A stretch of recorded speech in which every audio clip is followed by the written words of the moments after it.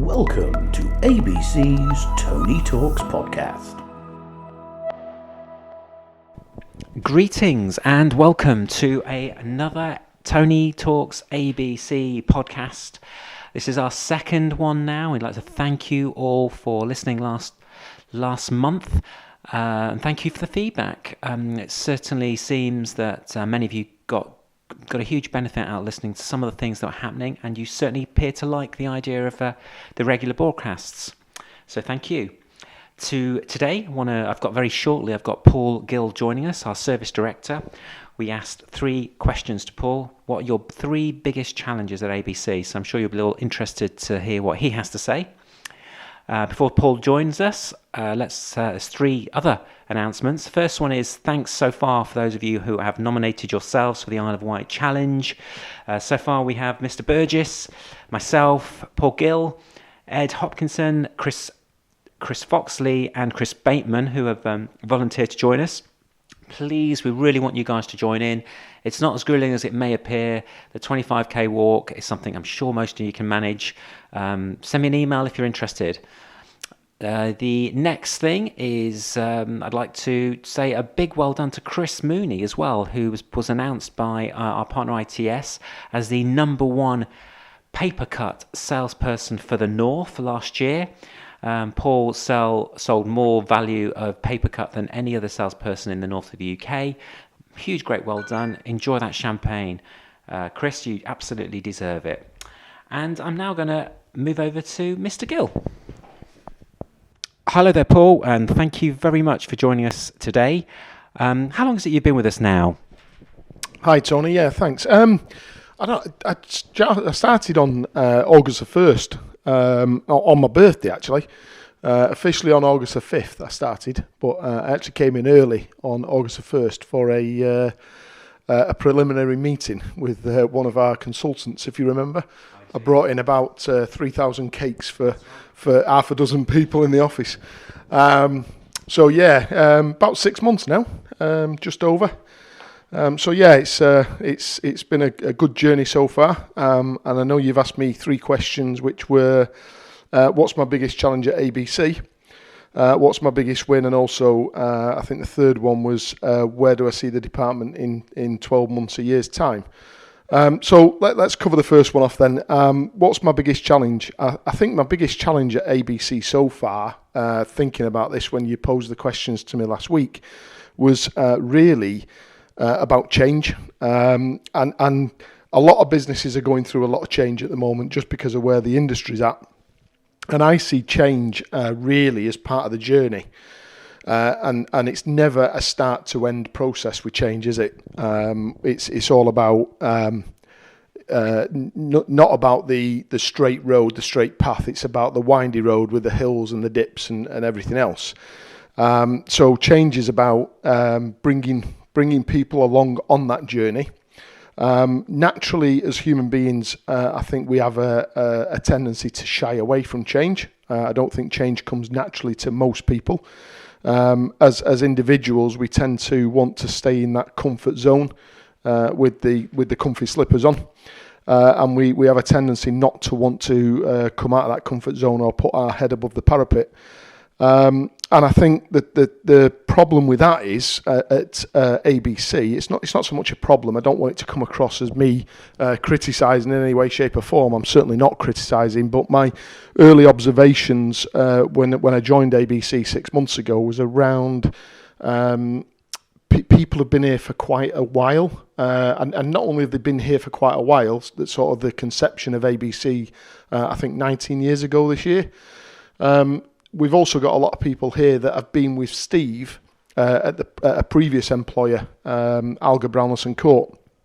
So I think there's been a lot of ingrained traits, shall we call them, around that period of time where people have a certain way of working. And what was probably a really good way of working maybe 18 years ago isn't necessarily fit for purpose today. Especially with our industry being as volatile as it is, and it is quite volatile in terms of the bigger manufacturers, the bigger players and the manufacturers wanting to race to the bottom, sell everything as cheap as possible. And then I think what that then leads us to is a position where with the revenue that's coming in, certainly the service revenue, takes a dive. And when the service revenue starts to take a dive, we end up in a lot of pain. So I think change is definitely required. That's the biggest challenge. I think people need to change as well as processes in ABC need to change. So one of the early observations I had and I've shared with the board in quite some detail is our lack of processes and documented processes probably is more important. So a lot of what we do in ABC today, we very much do ad hoc and whatever's inside people's heads. So a lot of people have got a lot of information and a lot of people do a lot of great things with that information. But the problem is it's not scalable. So if somebody leaves or somebody's off or somebody's really busy, extremely busy, as we seem to find ourselves in ABC these days, if that person's not available to share that information or support the actions and tasks from that information, then we sort of lose continuity. So there's a lot of change required, which is my biggest challenge at ABC currently. I think the next question, what's my biggest win? So my biggest win so far, that's a bit of a difficult one really, but I think that the biggest win for me really is the work that I'm doing with individuals around the business as part of their one-to-one. So obviously I took over the service department probably about a month and a half in to the role. I came in as the project director and then I inherited the service department for various reasons. But when I started working with individuals, it became quite clear that a lot of people didn't feel they had autonomy, didn't feel they had empowerment. And I've started doing a lot of one-to-one work with individuals on that. And the biggest win about that for me, having done that sort of stuff, leadership stuff with a lot of people over the years, and one of the elements is a look in the mirror exercise that I do with people. The biggest win there then is the fact that those people are now starting to spread the wings. They're starting to have a voice and bring their own sort of traits out of the doldrums of they've probably locked them in a box many years ago, and now they're starting to bring those out into the sort of playing field to operate in the roles that they're required to. So that's definitely my biggest win, is to support people and seeing the benefits of that support that people get. The third and final question is around where do I see my department in a year's time? And I think coming back to the first question that was posed around the challenges, where I see the department in a year's time very much depends on our industry, if I'm honest. As I've said before, the industry is going through a very turbulent time at the moment.